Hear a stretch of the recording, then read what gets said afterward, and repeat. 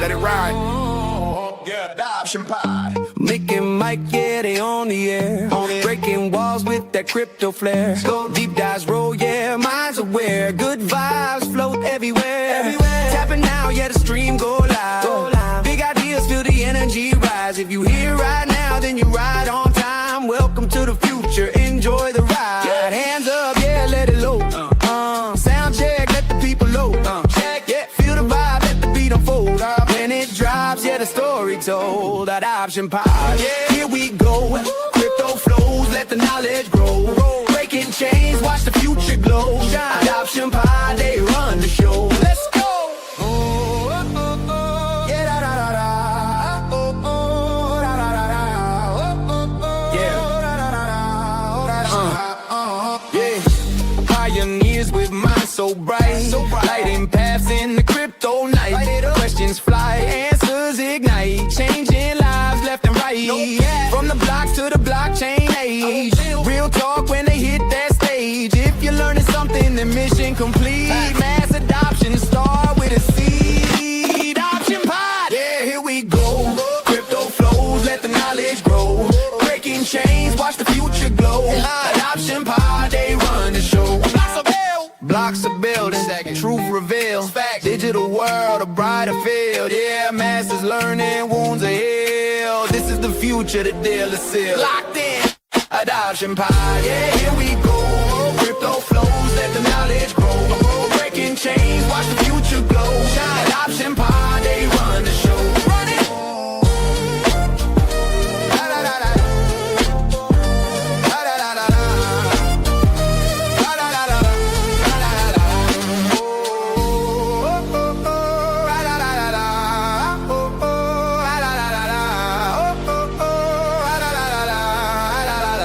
Adoption Pod.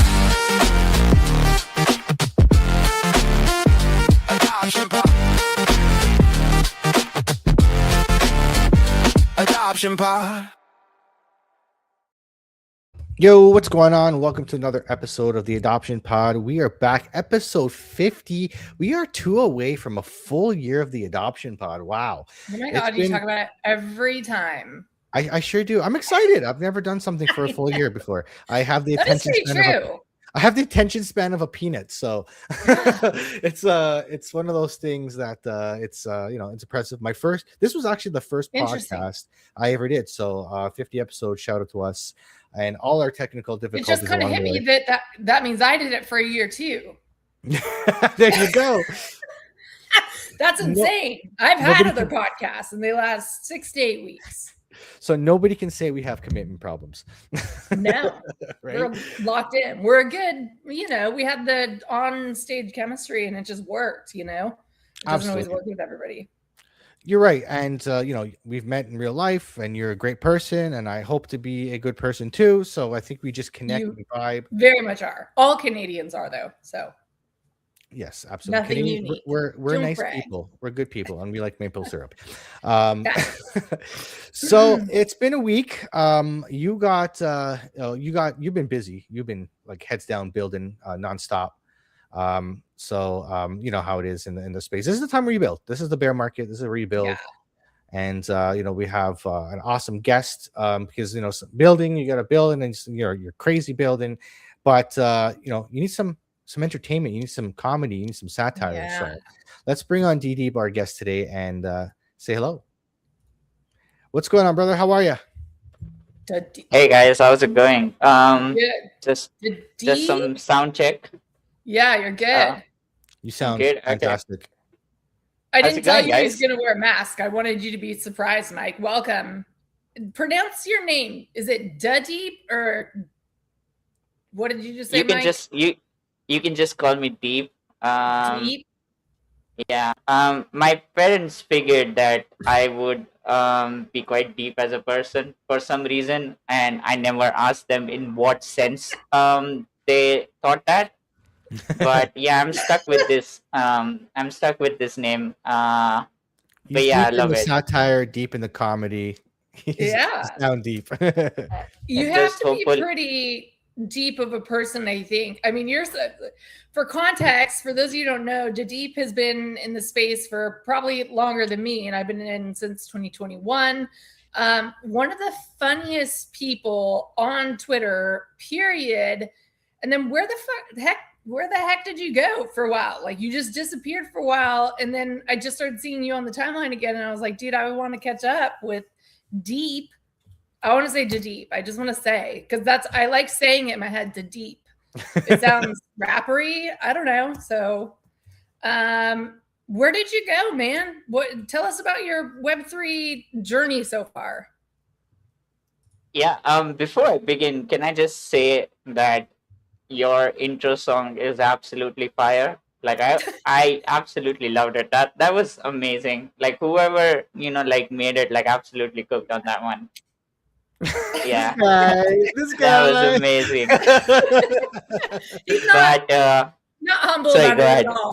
No, he shouldn't be. It's good. This Yeah. is my exploration into AI. Started with music. Now I'm building a game and putting all the things I've done with AI together. So it's been an interesting journey. I feel like I'm a little kid playing with the internet when the internet was new, back on the Newgrounds days, and so I'm just a kid in a candy store with AI these days. Dude, let him cook. No, so I mean, yeah, I've been in the space since 21 as well, and I've been more active, like publicly since 22. Yeah, like you used to see me more on the timeline and in public during like the bear market, like last bear market. I would, like show up on pretty much every possible spaces I could, and I would host my own spaces, like almost every other day. And yeah, I mean, it sucks to admit it, but I kind of burnt myself out just before the bull market because, dude, I was going like, like all in, like pretty much every day. I was just like putting on almost like a performance, and I would stay up like all night just to be on spaces and interact with people because of the time zone.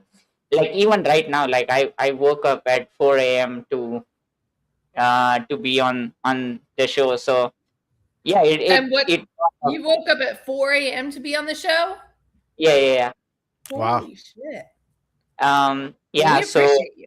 Yeah, appreciate that. Hey, like Dedication. I read this quote just yesterday. It was a tweet from someone that whenever you get an opportunity coming your way, never say no. So when you message just like if I can make it out of nowhere, I was just like, I'm not saying no because I kind of Yeah. appreciate it. Yeah. But yeah, sort of adding up to what I was saying. Yeah, and then like I just kind of burned myself out from the public, like being that public face or something.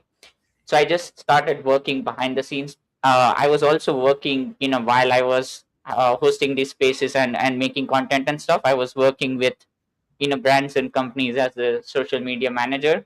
So I just sort of doubled down on that and took a back seat, and I figured that I'm good at also doing the same thing sort of behind the scenes and helping companies grow their socials because I grew my own socials, like during probably the worst time on X when there was nothing happening. Like if you were there in the last bear market, like you should be grateful because this one doesn't, like suck even 50% of how much the last one sucked. Like there was nothing happening.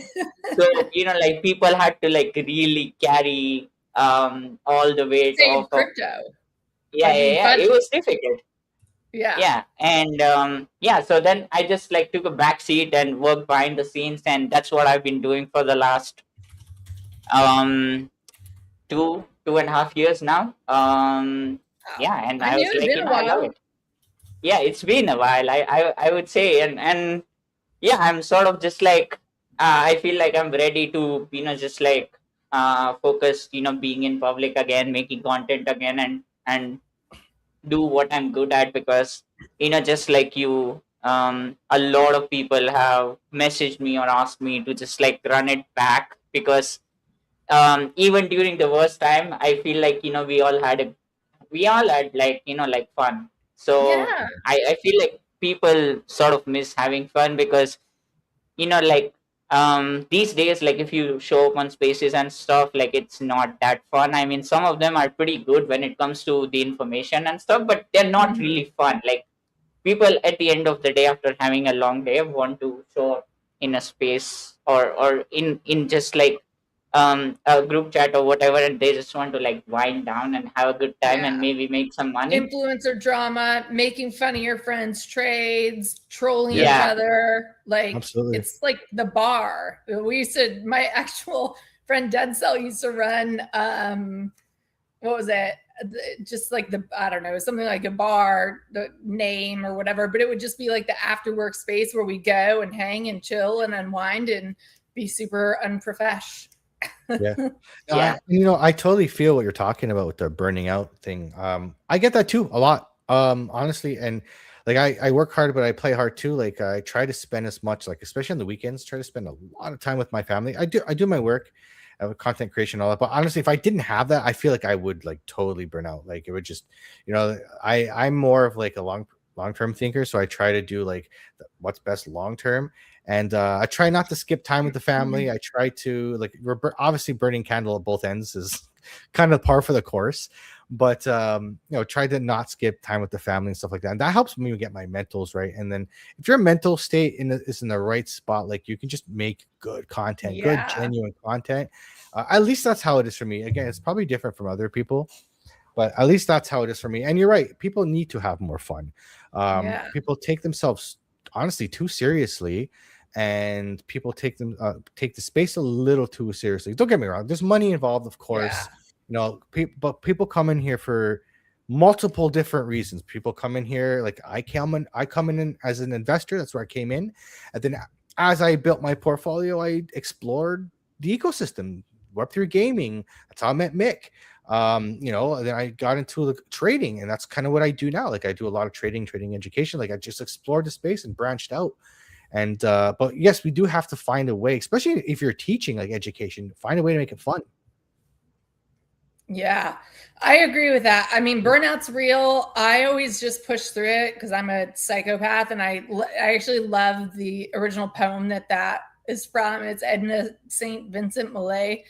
My candle burns at both ends. It will not last the night, but ah, my friends and oh, my foes, it gives a lovely light. I think about that poem all the time. That's because a good it's one. I like that. What are we here for? Right? Like you get one life and one shot, and do you how you want to spend it should be deliberate. So did you like deliberately step back? Like was that self-preservation? Did you just reach a point where you had to stop? Because I've seen that happen so many times in the space, but they usually follow very public crash outs, and I don't recall you having a crash out.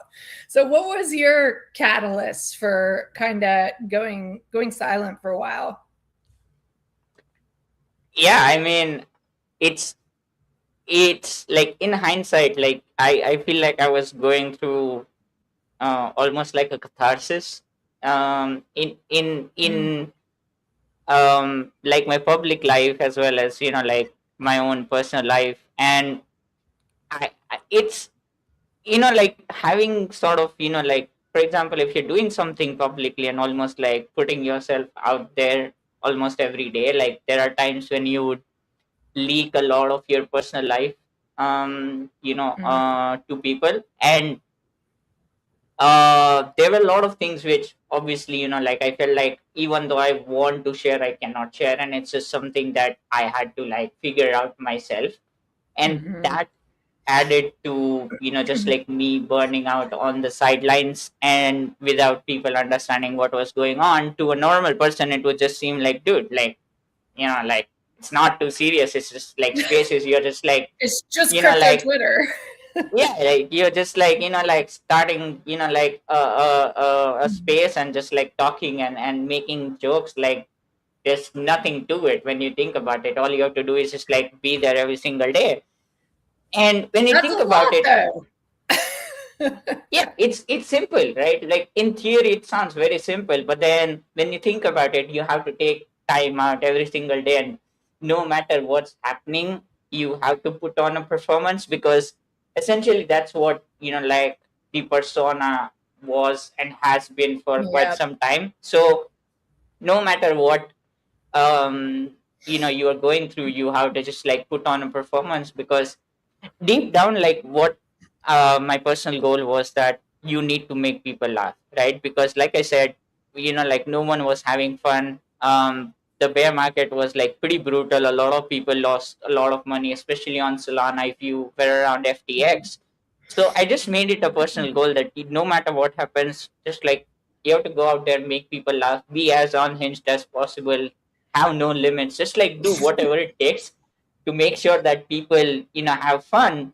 And then eventually it led to a point I was like, dude, I am not having fun. You know what I mean? Like there are things Yeah. like like I'm straight up not having a good time, right? And I was like, I can't just like start this space and make people laugh while I feel like jumping off the 13th floor. I'm like, dude, this is ridiculous. Man. I'm not doing that. Yeah. Because at the end of the day, like it's like simple, right? Like if your own cup is not full, how are you going to spill it onto others? So you need to have enough to give out so people can take it. I was like, dude, I'm Yeah. absolutely done. I'm not making anyone laugh. I'm just going to make myself laugh for a while, and yeah, just be at it. Dude, you had What? mentioned you had Sorry, go mentioned on. FTX. You mentioned FTX. I was thinking about something funny actually. So I was at a conference in Toronto, the Futures conference, and there was a booth there. FTX Canada was there. I'm not even joking with you. They paid to be a sponsor there, and I'm not even kidding. The booth was empty the whole time. Everyone was Believe just taking it. selfies, like just look who's here, like as like I couldn't believe they still existed. Like for real, has it been long enough where like you can come back and be like, hey, I don't we're an know. exchange now? I feel like I've seen some FTX branding around. But yeah, DeDeep, that's a good, just callback to some of the events that have happened over the last, several years in crypto. What was it like coming back full time, like leaning back in there and putting yourself back out there? Because I can totally relate to just, even me and Mike before the show, we were talking, and it's almost like you talk in your like character voice or persona or professional. Like you forget that it's just, if I was just sitting home talking to you, and I think I'm fairly close, but I'm definitely more animated, and it definitely, it does something. So you took a break, you saw what the space was like before, you see what it's like now. What are your biggest observations about what occurred over that time frame and the direction that we're heading? Are you more or less bullish on crypto? No, I mean, I, I feel like I'm always going to be bullish on this space, because that's what I said like a while back, right? Like if you were there in the last bear market, like you would pretty much want to kill yourself, because nothing was happening for like almost a year. Well, I was Between losing like a lot of money, so that was happening. yeah, and and and this time around, like a lot of people have been saying that we are in a bear market, but like think about it, are we though really? And I talked about it just yesterday on my timeline, saying, dude, this cannot be a bear market, simply because of the amount of experiments and like things that are happening across multiple chains. Like Mhm. I feel like you'd have to be either blind or just a dumb fool to think that like, okay, now is a great time to be bearish on the space. Because I feel like like people are coming out and experimenting every single day with something new, and this is amazing, right? If you told me when I joined that I'd be seeing some of these things on chain, I'd be happy. And that's Yeah. what I've been seeing, and it sort of makes me happy, because like for example stable coins, like I'm sure like are like quite aware about, like I'm deep how. in the stable coins right now. Yeah, yeah, and it's just like it's phenomenal the amount of like growth that has happened on that side. And there's so many other things happening, so I'm very happy when it comes to those things. And I feel like the kind of experiments that we see is only going to get better. People are starting to realize the importance of privacy, which is something that like I feel really happy about. It's because one of the reasons why I joined this space was, I believed in the ethos of privacy, which is why I never took off this mask, even though I've been told by literally every person that I've known that there's no reason that you should not take off this mask, because the amount of opportunities that you would get if you just put yourself out there, it's Mm, insane that you're missing out on so much. I'm like, I don't care. Like, I want to protect myself as much as I possibly can, even though I know that right. it's like vain. But yeah, it's amazing what we have accomplished over the last 2 or 3 years. And just like any other space, I have this theory that the more mainstream something becomes, it essentially loses out on its true essence, right? Like, take your favorite band, Yes. for example. The more people, start to discover your favorite band, you kind of feel disappointed deep down, because you want to protect it, and you know that it is something that you should have to yourself. And That's a it's with perfect so many metaphor. other things, right? And I feel like, with an industry like crypto, you will invite a lot of bad actors as Mhm. well as it starts growing. And I feel like that's what has happened over the last 2 years, where, dude, like, hey man, what kind of crime do you want to commit? Here's a gun, here's a machete, just like go out there, kill people, loot and pillage as much as you possibly can. Like, Yeah. It still I mean, reminds me of the internet. Like, yeah, Crime like I season. was old enough to like to see the internet when it like was in its nuance, right? yeah, And you had the chain emails. Like, there's always like when something is new, there's always people that see opportunity to scam others.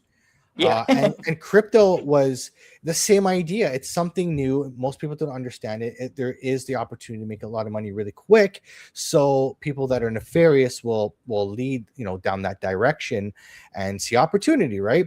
But I do see, and this is like the bullish thing for crypto is like the average holder of crypto is becoming more intelligent. The scams have to be more intricate to be able to even get people, because no one's sending you one Ethereum and getting two back. Like, no one's falling for that shit anymore.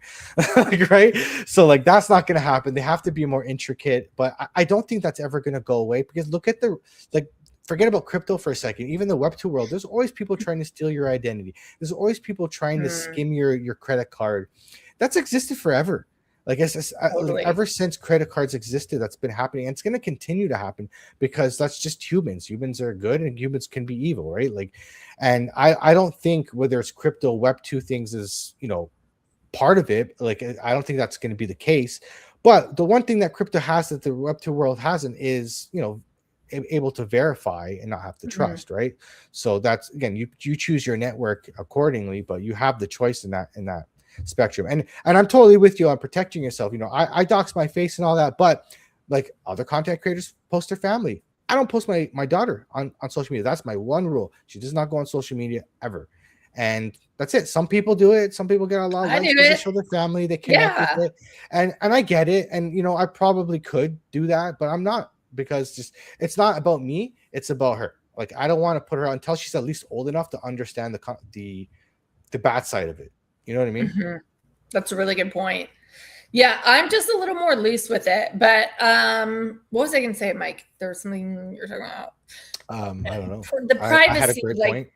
it was an okay point. It was mid. The privacy thing, like it's like the flock cameras, right? That have recently come out. They started a Facebook page for anti-flock camera people, and within like 3 days, they had almost 1 million subscribers already. So, like, I think everybody in this kind of surveillance nanny state that we've gotten into here in America is a little more.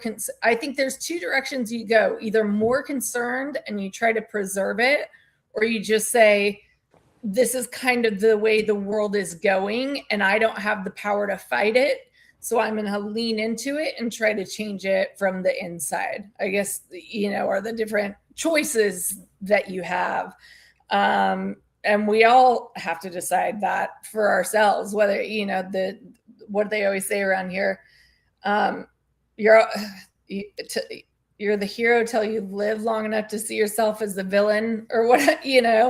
So that's what I meant by you not crashing out. You know, most people, when they take an exodus from the space, it's because they did something very nefarious. And I just really appreciate that you had a genuine reason for it. And that should be an example to other creators too, to protect it, to not let yourself get to that point where you do get burnout. And I think I'm definitely much more of the grinder type myself.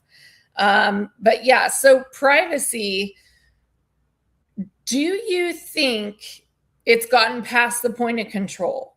Like, I guess that's my thoughts on it. Like, we are so far down that track. How do we regain privacy in our lives? We've been talking about TVs listening to us, our phones listening to us, and you know, I'll say something out loud in person, and then the next time I scroll my app, I get an ad for it. Like, there's so much that we don't know. How do you fight back against that? And you doing this to me is very symbolic more than anything. It's a statement. I love making statements, man. I don't know. Like, I mean, it's obviously very difficult to protect your identity to, like 100%, but you can try, right? Like, and that's one thing that really bugs me is that people are just out here, and it's young people, right? They're just out here talking about crypto and making content for like very small amount of money, and they're just like revealing their, like all their aspects of life. And I feel like to an extent, you are misunderstanding the core ethos of this industry when you really think about it, because it was anti-establishment and yeah, right, like, and now we are just like going to the other side, and it's just like, are we the feds, Yeah. yeah, it's just What like do you very think difficult. on that? I mean, that's a good, like, did we sell out? Is that your point, that we have sold out? Or do you Yeah, think we had to sell out? Or why did we sell out? yeah, it comes back to the thing which I mentioned. Like, I feel like we lost the essence of who we was. It's just like, like Bitcoin's a teenager, this industry is a teenager, and now we are going through an identity crisis and trying to figure out who we really are and what do we really want to be. Do we want to be a goth chick, or do we want to, like date a jock, or do we want to, just be a nerd? Like, I feel like there's so many identities colliding in this space, so it's become really difficult to figure out Yeah. who really Right. are we. But see, I think that's Right. a feature though, because we have all these identities colliding because there's more holders, there's more people coming Yeah. into crypto, which will lead to a They should be spectrum. degenerates like us, though. There has to be, we have to have some kind of bar. Even Mike was telling me at whatever in Toronto, that event, Futurist conference yeah. that you just went to, everybody was in suits. Yeah. Like, people are, it's like the 9 to 5 business guys running around out there, not degenerates with masks on and hoodies and, like. And speaking of burnout, I think the retail investor is burnt out because of all the scams and all the rug pulls, and especially now with the government getting into it and what Trump did and what happened with the whole Solana meme coin run, this bull run. Like, I think like either there's one or there's I have two different minds, and maybe it's a little bit A and a little bit of B. Either the retail investor is just really struggling right now and just don't have discretionary income to invest, or they're just so burnt out, or because every time you get into something, it rug pulls or scams. And I would argue they're getting into crypto, if they're looking to make money, they're getting in for the wrong things. But what I'm saying is that, like, they're just burnt out. They don't want to be in here. And I've talked to people in real life. I've gone to restaurants and I make the joke. I always make the joke, like, hey, do you accept crypto? And then like you'll breaks the ice in the conversation. Like, oh, I heard about crypto. I got to the so-and-so coin, it rug, and I'm done. I don't want to invest. I don't want to get in anymore. Like, but that's like, it's the first experience is negative. People are less likely to come back. And that's where, we need more good actors in the space, build good products, and that's why I think the institutions are coming in. The government's coming in, institutions coming in, real use case, real utility, really just upgrading the old financial system that doesn't really work anymore in this digital age. And you're seeing the change and the evolution of crypto that way. And that's why you're seeing the conferences having the guys in the suits, the compliance lawyers, and all that. Everyone's just getting educated to see how, at least institutionally, how we can operate in the space and stay compliant, right? I think the retail investor will come back. But I think right now the economy and what, how just everybody, like money, how people's money are right now, because COVID really screwed everything up, made things way more expensive. So people had the biggest increase of life expenses they've had in like decades. So I think it takes time for that to heal.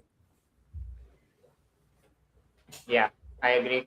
But I got news, man. We are the retail. Like, is retail coming? Dude, we are already here. We are the retail. Yeah. Yeah, dude.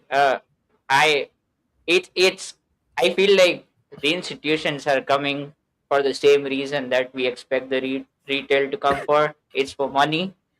It's as simple as that. I feel like it's just like, like we have this new asset class that sits in alignment with the entire thinking of young people, which is we need to hyper gamble our way into being able to afford a place to live, and a car to sort of like go to places on.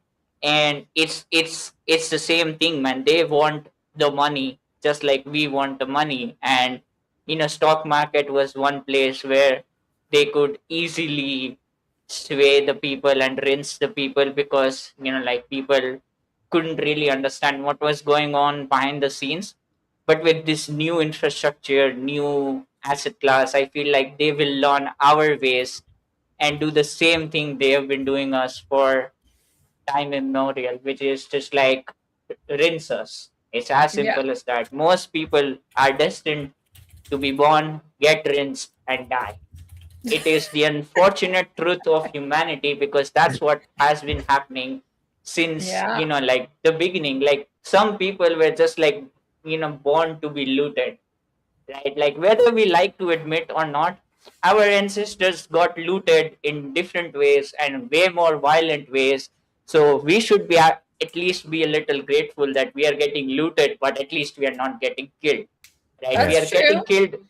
We are It's getting all killed about like perspective. psychologically, yeah. But like, they're just taking away our money and our privacy. Like, would you swap that with like taking away our lives and our children and our family? I mean, it could get to that, but like right now I feel like this is way more sophisticated. And this is like, it is how it is. Like, you'd rather protect your privacy, your data, your pictures, your family in every possible way. But when you think about it, people actually are not even trying, right? Like, if you want to protect your data, your privacy, you should have at least a little bit of, like, you need to work for it, right? Like, you can't be like 16 and 18 and like like completely revealing where you are at all times, and like posting pictures like as soon as like you get to a cafe, or just like making content, and like, it's just like, yeah, like I said, like people are being too nonchalant about it. And it's just like, if people don't care, then why will the government care or the institutions care, right? So I feel like in that sense we have gone beyond like the threshold. But there's always going to be a set of people who fight for like something of a basic right, like privacy. And I feel like we should support them as much as we possibly can, because that was the foundation on which 100%. this entire industry is built on top of. So they're like the core layer of crypto, I think, is the way I think about it. And then I came in a little later, and I'm like moderately degenerate. I'm probably like the oldest degenerate mom on crypto Twitter. So I'm like a little outside of that, but still kind of in it. And then there's like the boomers outside of me. So I'm not quite there, thank God. But yeah, there is like, we need to be grateful for that core and for the OGs, and so many of them. And yes, no doubt about it, there was so much on-chain crime committed in 21, 20, all the time. And probably some of these people have been touched by it in one way or another, but a lot of times it's just people giving them alpha and they're acting on it. So I don't really feel like they're, you know, like it's hard not to. I don't fault them and discredit them. And I guess I'm talking about like the beanies and the art chicks and some of those people that are more controversial characters. And yes, but also they've been kind of here through all of it. They've been defending this industry and like trying to move it forward for so many years. I take the good with the bad on people like that. I don't know, like nobody's perfect and we can't tear each other down. I think that's why we've had such a problem with adoption in this industry.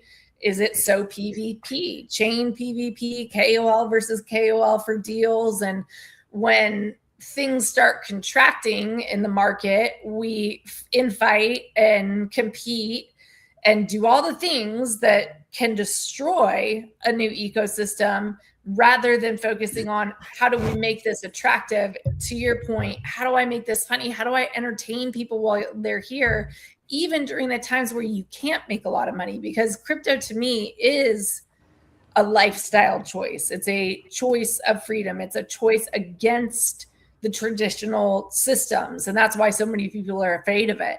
And it needs to retain like those core ideals. But at the same time, in 2021, we were all talking about transparency. Like we need to be able to see everything.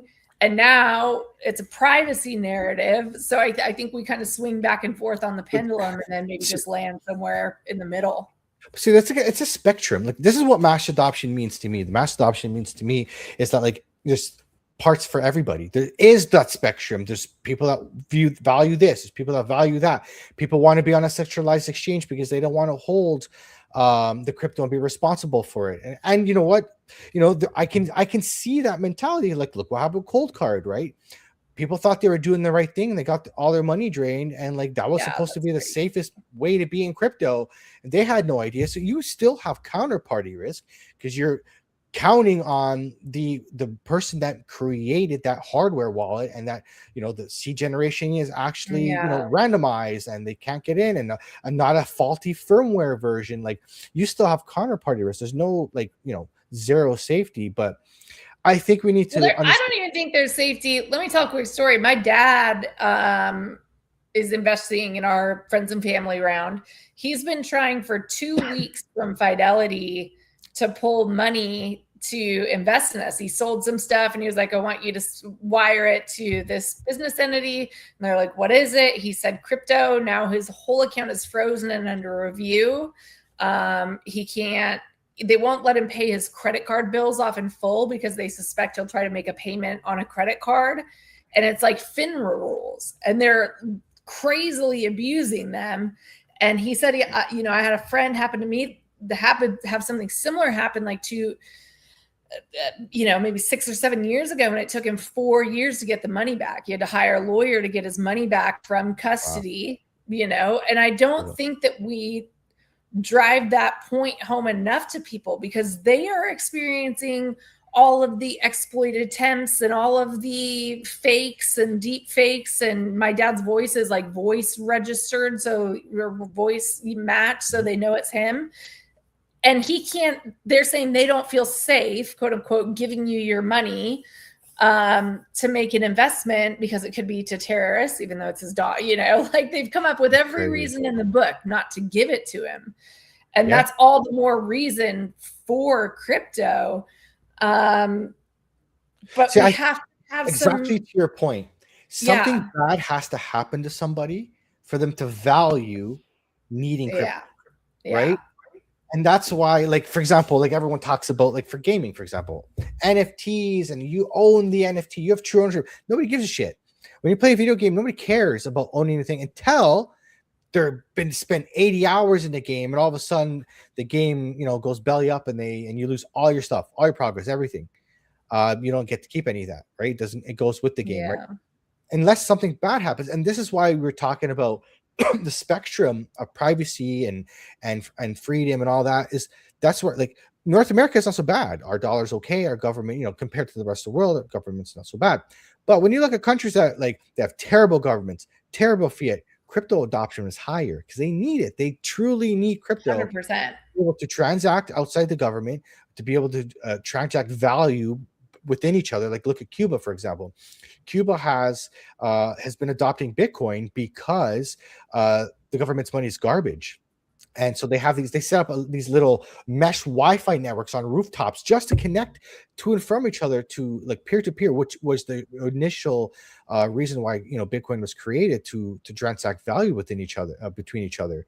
And look at Jack Dorsey creating, I think it's called BitChat. It's through Bluetooth, because countries just have so much government control and so whatever. So that's where you see more crypto adoption. We're blessed and we're lucky here to be able to still have fiat, a pretty decent economy, and capitalism the way we have it. It's not true capitalism in my opinion, but it's the best thing we got. I'd rather have this than communism. Yeah, I don't love it here in America either, Mike. You know what? When you're here, the grass is always greener on the other side. And like when you start to travel and go and like other countries, like it's not so bad. Like for example, you guys, people complain about America, but you come live in Canada, you complain about Americans complaining about taxes. Come to Canada for a little bit.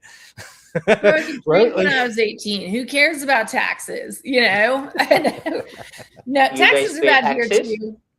You what? You guys pay taxes? Right? Exactly. I do. I have to pay taxes, but because I own a business, I've learned how to mitigate tax obligation. And if I do have to pay taxes, instead of paying the government, I pay myself through investment. I just lost your mic right at the end, Mike. You lost my mic? Okay, well, there we go. That's the secret sauce. You guys don't worry about it. You can I'm just kidding. No, you got to learn how to use the system to your advantage legally, so you don't have to pay any taxes. Right. So, but that's what the government's for, right? Like every time you find a way around the system, they want to close the loophole. Like banks not wanting people. So bank's entire business model is holding and custodying your money to make sure it's safe, although sometimes it's unavailable to you, or multiple things can happen. Your bank can tell you can't make a withdrawal for similar reasons to Fidelity. So go ask for more than like $10,000. Yeah, we put all this trust in these institutions. And I think it's like breathing air. You just forget you forget how bad it sucks. You forget how bad they are. You've just accepted that. I accept that I'll have a $40 or whatever they are late fee if anything happens in my account. I accept that you're going to hold my money and make the 6% yield off of it, and you're going to pay me 0.1% of that per year. Their business model depends on holding and custodying your money. And I think that's why, for me, DeFi matters so much. That keeps people poor. If that's like, we could get rid of Social Security, right? Like if we just let people earn yield on their own savings and grow their own accounts, but the government can't, the banks and the government, they're in bed together. They want their cut. They want their taxes. They want their everything. Well, they also can't have everybody being successful, because people will realize the system. It's an education thing. Like, to be honest, the wealthy and the not wealthy, it's a bit really education. Yeah. Like learning the tax system and how to not pay taxes is an education gap, right? Most people are not taught this, and people don't end up learning it. Some people go their entire lives never learning how to mitigate taxes, right? Or they just don't want to do it. Like for example, my parents, like, they complain about paying taxes. We hire accountants, Mike. But they don't have businesses. What I'm saying, they're W-2 income workers, and they'll never have the opportunity as you would through entrepreneurship, right? But that's the secret sauce. That's why America has been so successful. They have a culture of entrepreneurship, and that's why people are able to build wealth really well in the U.S. because, first of all, you have the biggest consumer base in the world, and you have a really good favorable tax system for the business owner. Do you also hate banks, DeDeep? Yeah, I mean, it's just like yeah, they want to loot us. Like I said, like everyone wants to loot us. At the end of the day, everyone wants your money, and your job is to make sure you protect it. It's just like, they don't teach you how to be good at taxes and how to, like manage your finances the same way they don't teach you how to commit crimes, right? Like it's both the sides on a different spectrum. It's just like anyone who wants to really do it will find a way to learn it. And the Mhm. thing is, there are very few people on both the sides who actually have, the desire to actually learn it and commit it, whether that's just like Mhm. learning how to be good at finances and business and stuff like that, or how to just like, like be on the complete opposite end and learn how to commit crime. And yeah, like some people will go to just like, Google and be like, hey, how can I murder someone without getting caught? That's a great. Yeah, That's a And great they way never to get get caught. caught either. It's yeah, and amazing. and some and some people will actually realize, dude, they are like literally bleeding me dry with all my money because the inflation is way, like bigger than the yield I'm getting from the banks. So I need to Yeah, find a way to Yeah. stop this blood dripping from my body till, yeah. like there's no blood left, like in And my that's body. why So people risk everything, right? You're Like forced to yeah, there's a gamble more. study Absolutely. about why low income people buy more lottery tickets than higher income people. I mean, that's discretionary income.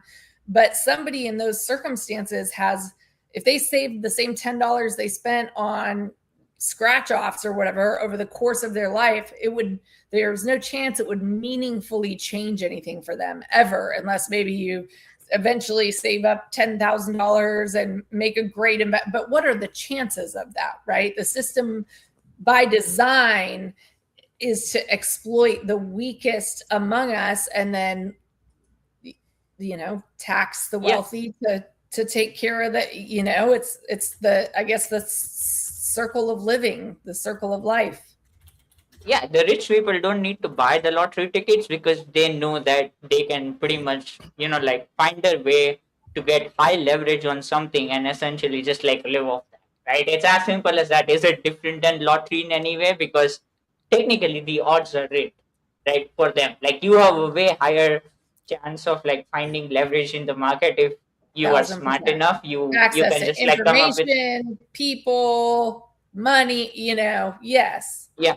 See, the So mechanic in me finds the gears of how it all works, and it's the yeah, government. It's really just when you break it all down and you try to get to a base layer of why this all happens. It's inflation. It's money debasement, which causes the power of the purchasing power of your dollar to trend to zero, right?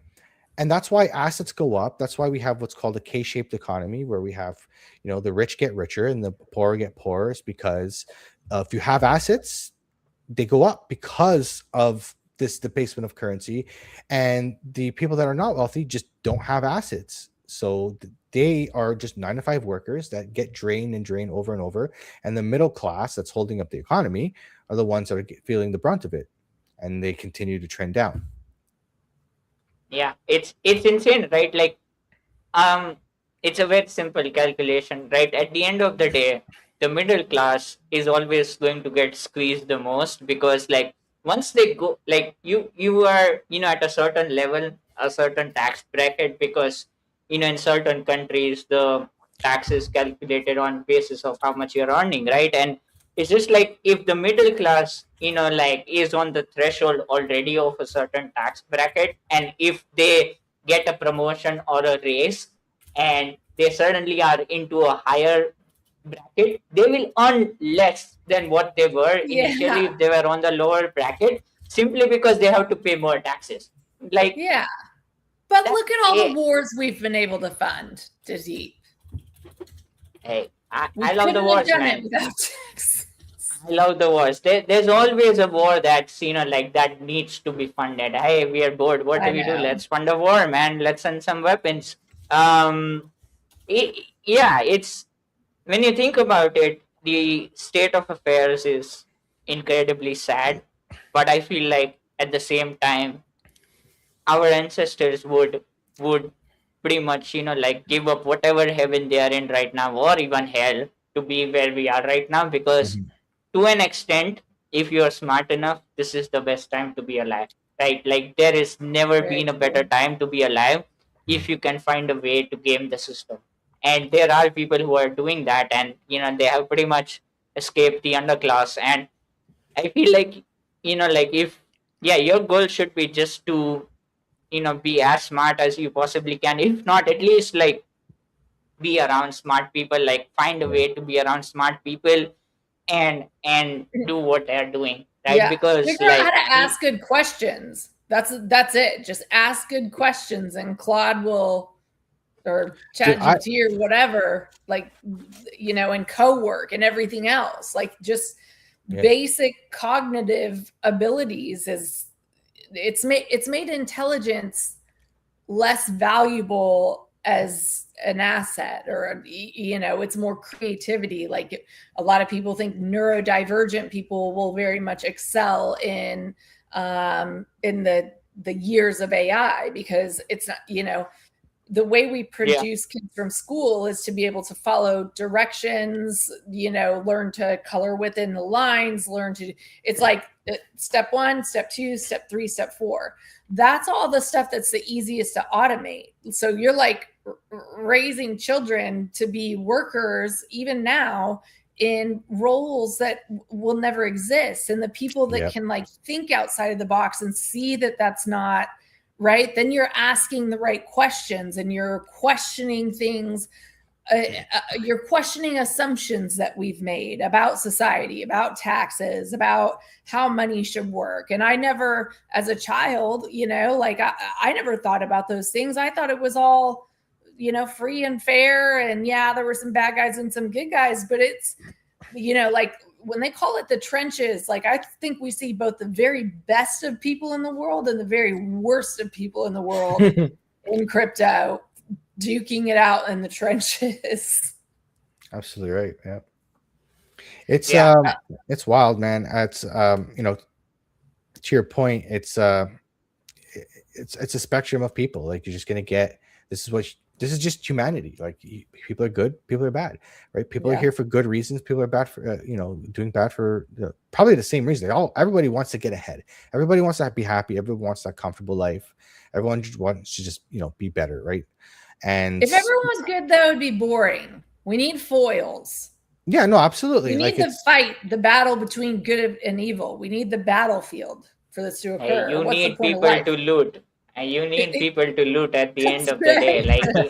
Like like either you are complaining about being looted, or you're working hard to loot someone. Like there's no in between. Like if you're in between, you're dead, right? Like So there's what's just like next then for you're getting you? Yeah.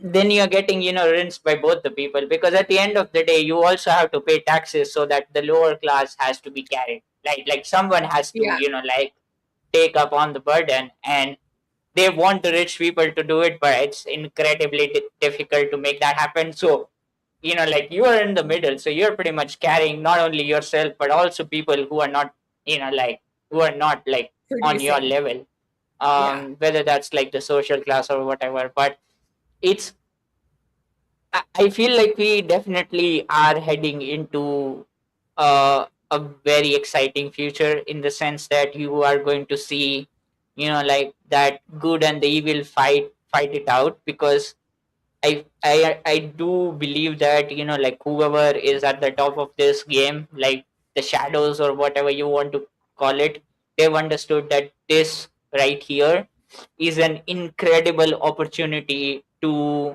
like to just like rinse the people for the next few decades, Mm-hmm. right? Because they have understood that now everyone wants to hyper gamble their way out of wherever they are. And at the same time, the technology is so good, because like you can just like get into the game at like with a few clicks. So like it's incredible. Like dude, gold is on chain, the stocks are on chain, now you can trade 24/7. yeah. Like Yeah. eventually, like I feel like we are getting into a stage where they're just like making it so easy to play the game. But then when the game becomes easier to get in, you also sort of risk of going out of the game, quite easy, because you see other people's like ability to win the game, and you are out there thinking, hey, you know what, I can do the same thing. Let me just like get on chain, load up with my credit card, and dude, I'll escape the permanent underclass. That's how everyone starts, right? And then Yeah. they realize that like the same truth that has been true, or like I said, since the beginning, that the game is rigged, right? But now it's just like it's so much fun to play because it's easier, right? Like 20 years back, if you wanted to buy a stock, if you wanted to sell a stock, like it was difficult, technologically speaking, logistically speaking. And you But had to use now that, brokers. You couldn't even do it yeah, yourself. It was on paper. You have to go to your broker and they write down yeah, your shares on a piece of paper. Like, yeah, dude, my father found a stock from like a few decades ago. He lost the chit on like the entire record of the stocks that he owned of a company, and that company is like one of the biggest companies in our country. And I was like now, like when you see that, you understand that it makes sense why this industry is getting way more people, because it's making it easier for everyone to get into the game. And I feel like, deep down, Good way everyone to put wants to it. play because everyone wants to win, right? Like Yeah. no one wants to be where they are, right? Like Yeah. it's just how it is. And especially like, like he mentioned, like COVID like pretty much changed the game, because it accelerated whatever process we were in over the last few decades of like rich getting richer and poor people getting poorer. So now like it's become even more important for the people in the lower class or the lower rung of the ladder to try and make it out of it, because if they don't, they're going to scroll on TikTok and Instagram and watch other people just like having a vacation in Saint Tropez yeah, or wherever rich people go these days. So Yeah. it's yeah, like I feel like the infrastructure is like pretty like on the right track, and over the next 5 years I feel like it's yeah, the game is going to be on 24/7. There's going to be everyone who's like who's going to want to play, and it's just like people are starting to understand why this industry makes sense. It's just that like this is the new institutional class of assets, and Mhm. a lot of people are fighting that sort of thinking. But we are already there. Like we are no longer anti-establishment, we are the establishment. yeah. We are Yeah. almost there. It's just like taking off the mask and realizing the truth. And now it's just like, yeah, it's going to be really interesting. And I feel like what we are, like I said, the experiments that we are going to see on chain as well as in this industry, it's going, yeah, if you love playing the game, then yeah, you're going to Yeah. absolutely I think uh it's right to your point. I think it's exactly what you said. It is the best time to be alive, because even like if you look at history and you look at like somebody that's at mass poverty, like the most poorest person now and the most poorest person hundreds of years ago, their quality of life of the poorest person now is way better. Like even very poor people have access or have a cell phone, which has the ability to have Yeah. all the internet's, all people's information, all people's humanity's information and data at your fingertips. It's just about actually using it to better your life and actually going out and doing the work. So yes, it is the best time to be alive. It is it's never been easier to get wealthy, but the only difference is you got to actually go and do it. Go play, go out and play, explore.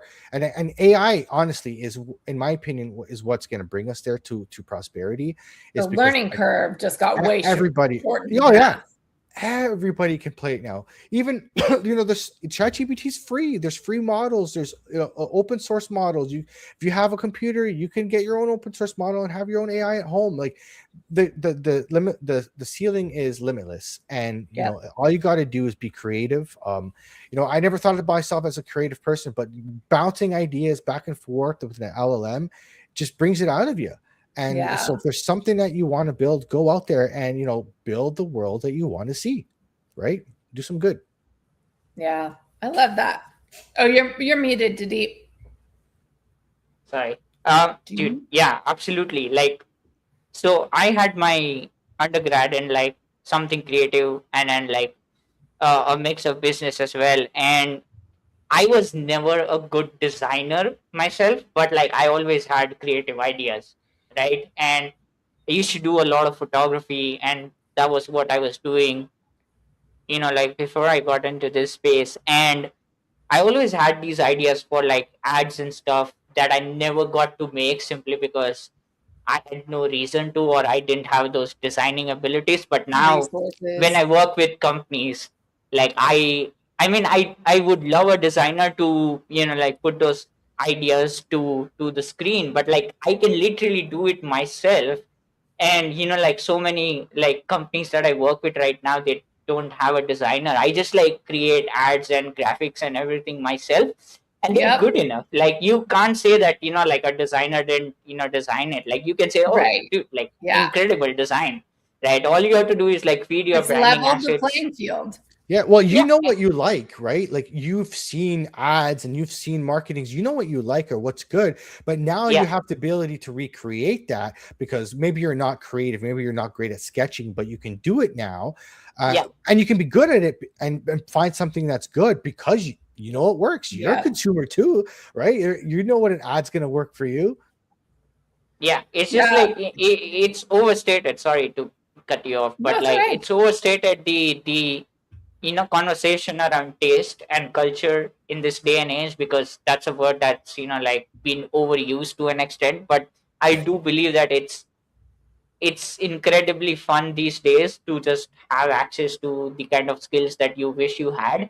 If you just have little taste and like the ability to read culture and what works and what's going on, you can easily leverage that, like with AI. Like I love, like I've been watching ads and like just like understanding ads for a decade now, and till now I didn't have the ability to recreate it, but now I can. And it's so liberating to an extent, because you all you need to do is just like feel creative. And like you said, like if you're a neurodivergent person with like different kinds of interest, you can pretty much like feed that energy so many different Yeah. things, You're and getting you all see the what's like dopamine you making. need all the Yeah, time. like whatever makes you happy and gets your juices flowing. It's incredible Yeah. to just be able to take care of some of the urges that you have.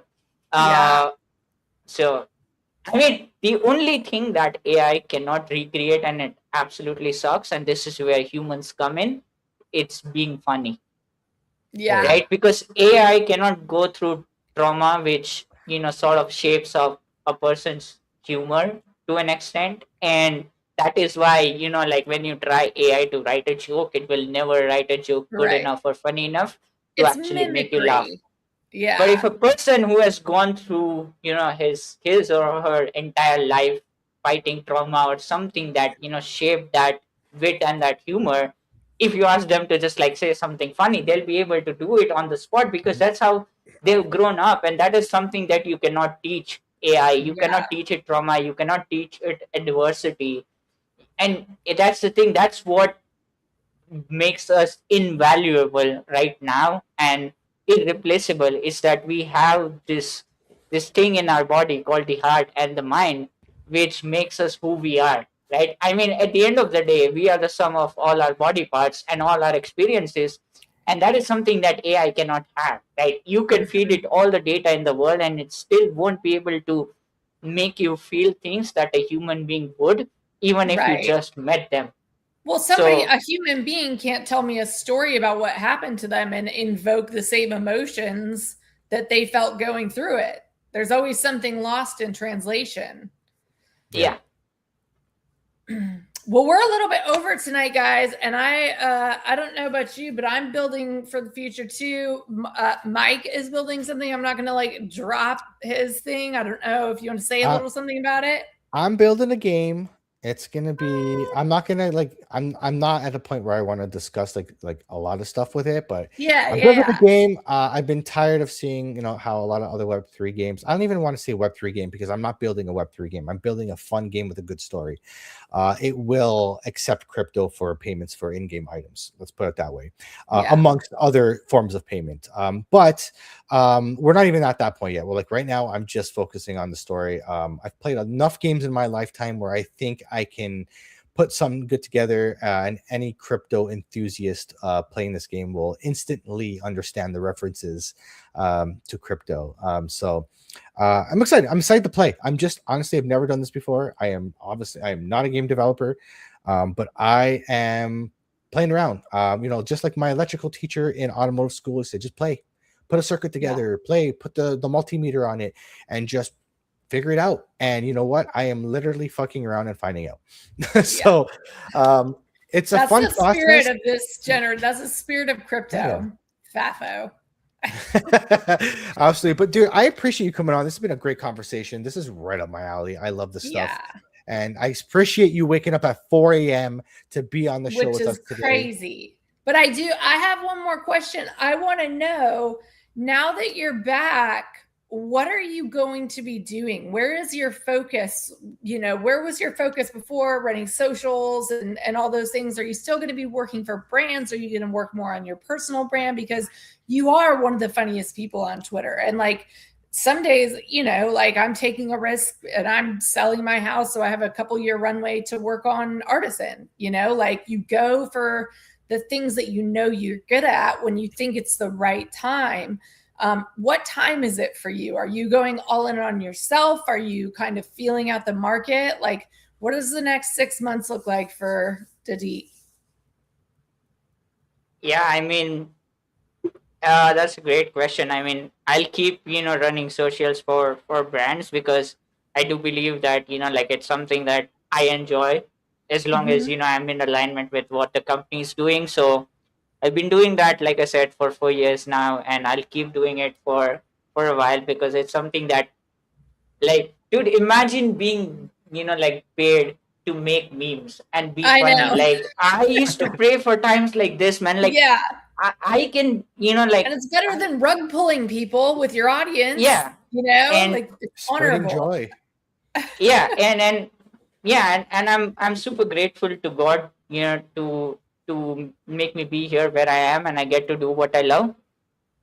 But I do believe that like I have enough energy and the desire in me right now to try and show people who I am, because one belief that like that really belittled me, and I like in hindsight I sort of feel really bad about it, is that I felt like I never got enough credit for what I did. And Yeah. I want to avoid thinking about credit and what people say about me, or if they even talk about me, because I do believe that I have learned a lot of lessons, and I feel like you need to do something for the love of the game rather than thinking about what it does and what it results into. I want to do the same thing that I've been doing for quite some time, but like hammer down on it more aggressively this time. It's just like, be funny, make people laugh, change their lives, and maybe opportunities that take me out of where I am and put me into better places will come find Yeah. me. So that's what I'm going to try and do, and hopefully people like both of you who are kind enough to me will give me opportunities to do that, and I'll try. I want to say I want to avoid the say the word try, but I will do my best to make sure that I make as many people laugh as I possibly can in the next 6 months, and hopefully someone has a good day because of me. So yeah, I know Yeah. that's a long-winded answer, but yeah. No, I love it. And when I immediately, was so excited to see you back. And I saw one of your posts and I was like, dude, come on our podcast. Like it's, there, we have bonds. We've never been on a space. We've probably been on plenty of spaces together, but no podcasts. We've never had like calls or anything, but like, I feel like I know you pretty well just from our, engagements on Twitter and back and forth. And you are very funny. And I think that wealth is the byproduct of doing good and meaningful work that you love over time. So if you have that mindset and you're chasing your dreams and you have those good, core alignments with your mission or your purpose, like it does work out. And that's, to me, like wealth isn't always money. It's happiness, it's fulfillment, it's purpose, it's all those other things. But you are a joy to the space. I'm so glad to have you back. I hope you get invited on a ton more podcasts because you're a good guest, and I can't wait to see what you do with your next time here. And, I would be honored to find, a way to work together in the future too. I respect and value your work. So, you called us kind. I was like grateful you would come on. I was like, he was such a big deal, and he agreed to come on. So, we all got to give each other, our pats on each other's backs. It's a rough grind here, but it's deranged little retarded family. Sorry for the bad word. And we have to help and support each other. And that's how this ecosystem survives. That's how the original ethos of crypto survives, is those of us that have been here since the early years, keeping as many of those. We don't ostracize people. We don't say, well, we don't. It's, you welcome them back and say, dude, get on this stage because I want more people to see your funny tweets. The happier people are, the more entertained they are on crypto Twitter. It's such an undervalued skill. I never would have stayed online as much as I did unless there was so many funny and engaging and, humorous people. So you provide a service to humanity. And I really hope, and my wish for you is that you find a way to be directly rewarded for that, because I don't know, tipping or whatever is going to be the next meta or whatever life looks like in 5 years.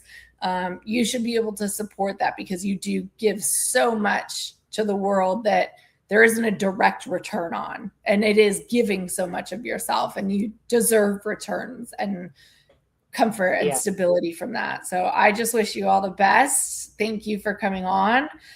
It's been an honor to have you on the show. Yeah, one last thing.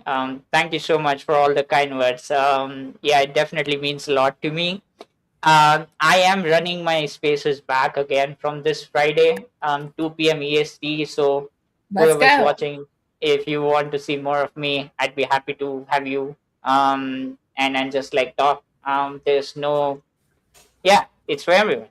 Yeah. But for all you guys on X, make sure you send him a follow. It's at DeDeep __. Make sure you guys follow him so you guys get on the spaces at Friday at 2 p.m. And I'll retweet you, dude, for sure. Absolutely. Guys, thank you so much for coming on the show. I appreciate it. Guys, everybody smash the like button on your way out here. Retweet the live broadcast. Tell a friend.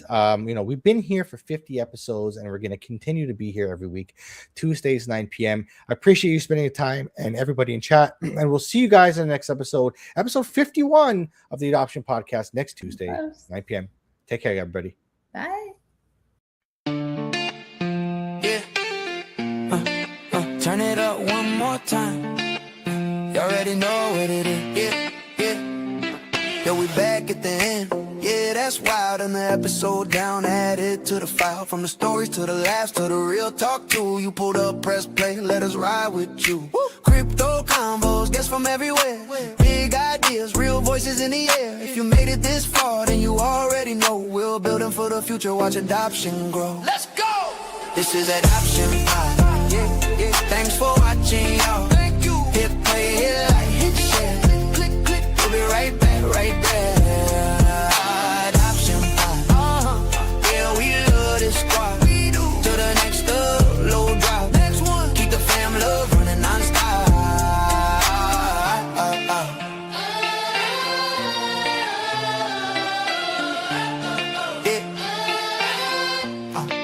Adoption Pod. Shout out the parents, the kids, the crew. The ones in the system, yeah, we see you too. Every voice, every journey, every eye got through. You the reason that we do what we do. From the first time